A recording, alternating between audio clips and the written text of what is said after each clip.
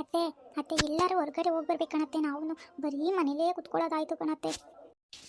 ರೇಖಾ, ರವಿಗೆ ಹೇಳು ಎಲ್ಲರೂ ಕರ್ಕೊಂಡು ಹೋಗೋಕ್ಕೆ, ಯಾವ್ದಾರವ ಫಿಲಮ್ಗೆಲ್ಲರ ಕರ್ಕೊಂಡು ಹೋಗೋಕ್ಕೆ ಹೇಳು ರೇಖಾ. ಹೋಗೋಣ ನಾವು.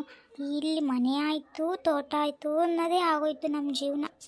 ಹ್ಞೂ ಕಣತ್ತೆ, ಸರಿ ಹೇಳ್ತೀನಿ, ಹೋಗೋಣ ನಾವು ಫಿಲಮ್ಗೆಲ್ಲರೂ ಹೋಗ್ಬಿಟ್ಟು ಬರೋಣ, ಸರಿನಾ? ಹ್ಞೂ ರೇಖಾ, ಸರಿ ಹೋಗು, ಒಂದು ಸ್ವಲ್ಪ ಹೊತ್ತು ಮಲ್ಕೊ ಹೋಗು, ಮಧ್ಯಾಹ್ನ ಆಗೈತೆ, ಹೋಗಿ ಮಲ್ಕೊ ಹೋಗು. ಮತ್ತೆ ನಿಮ್ಮಂತ ಅತ್ತೆ ಸಿಗೋಕ್ಕೆ ಪುಣ್ಯ ಮಾಡಿದ್ದೀನಿ ಕಣತ್ತೆ ನಾನು, ನಿಜವಾಗ್ಲೂ. ಹಂಗೇನಿಲ್ಲ ರೇಖಾ, ನಾನು ನಿನ್ನ ಜೊತೆ ಚೆನ್ನಾಗಿದ್ದೀನಿ, ನೀನು ನನ್ನ ಜೊತೆ ಚೆನ್ನಾಗಿದ್ದೀಯ, ಅದಕ್ಕೆ ನಮ್ಮ ಸಂಸಾರ ಇಷ್ಟು ಚೆನ್ನಾಗಿರೋದು. ಹ್ಞೂ ಕಣತ್ತೆ, ಸರಿ ಹೋಗತ್ತೆ, ನೀನು ಸ್ವಲ್ಪ ಹೊತ್ತು ರೆಸ್ಟ್ ಮಾಡಿ ಹೋಗು, ನಾನು ಮಲ್ಕೊಂತೀನಿ ಹೋಗಿ.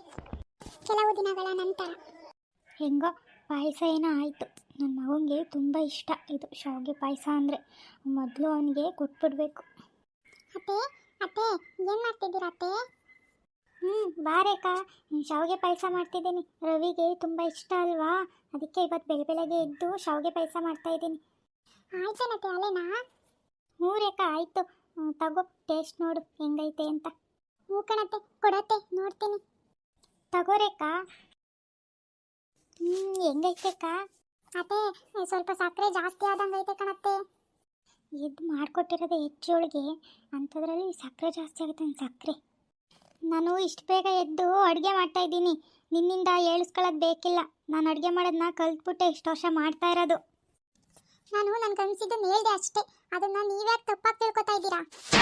ನಾನೇನು ತಪ್ಪಾಗಿ ತಿಳ್ಕೊತಿಲ್ಲ, ಇಷ್ಟು ವರ್ಷ ನೀನೇನು ಬಂದಿರಲಿಲ್ಲ ಅಡುಗೆ ಮಾಡಿಡಕ್ಕಿಲ್ಲಿ. ಸರಿ ಬಿಡತ್ತೆ, ನೀನೇ ಮಾಡಿರೋದು, ಈಗ ನಾನು ಮಾಡಿದ್ದೀನಿ ಬಂದು ಅಂತ ಏನಾರ ಹೇಳ್ದ ಹಿಂಗೆ?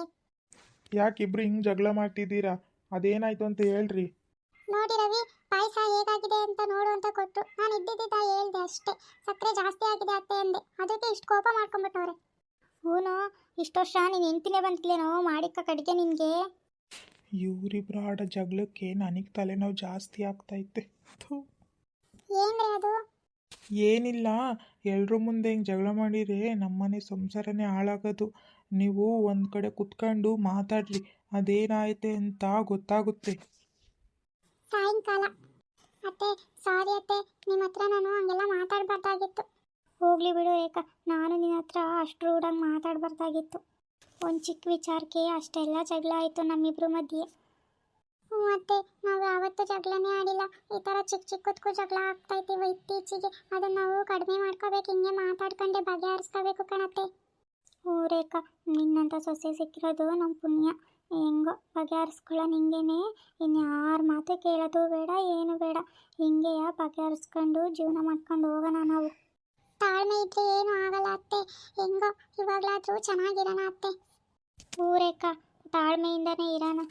ನೋಡಿದ್ರಲ್ಲ ಫ್ರೆಂಡ್ಸ್, ಅತ್ತೆ ಸೊಸೆ ಜಗಳನ. ಎಲ್ಲರೂ ತಾಳ್ಮೆಯಿಂದ ಇರಬೇಕು ಫ್ರೆಂಡ್ಸ್, ಹಾಗೆ ಅರ್ಥ ಮಾಡ್ಕೊಂಡು ಹೋಗೋ ಮನಸ್ಥಿತಿನೂ ಇರಬೇಕು ಫ್ರೆಂಡ್ಸ್ ಎಲ್ಲರ ಮಧ್ಯೆ. ಅವಾಗ ಯಾರ್ಯಾರ ಮಧ್ಯೆನೂ ಜಗಳನೂ ಬರಲ್ಲ, ಮನಸ್ತಾಪನೂ ಬರಲ್ಲ ಫ್ರೆಂಡ್ಸ್, ಎಲ್ಲರ ಜೀವನ ಚೆನ್ನಾಗಿರುತ್ತೆ. ಈ ವಿಡಿಯೋ ನಿಮ್ಗೆ ಏನಾರ ಇಷ್ಟ ಆಗಿದ್ರೆ ಲೈಕ್ ಮಾಡಿ, ಕಮೆಂಟ್ ಮಾಡಿ, ಹಾಗೆ ಸಬ್ಸ್ಕ್ರೈಬ್ ಮಾಡಿ ಫ್ರೆಂಡ್ಸ್.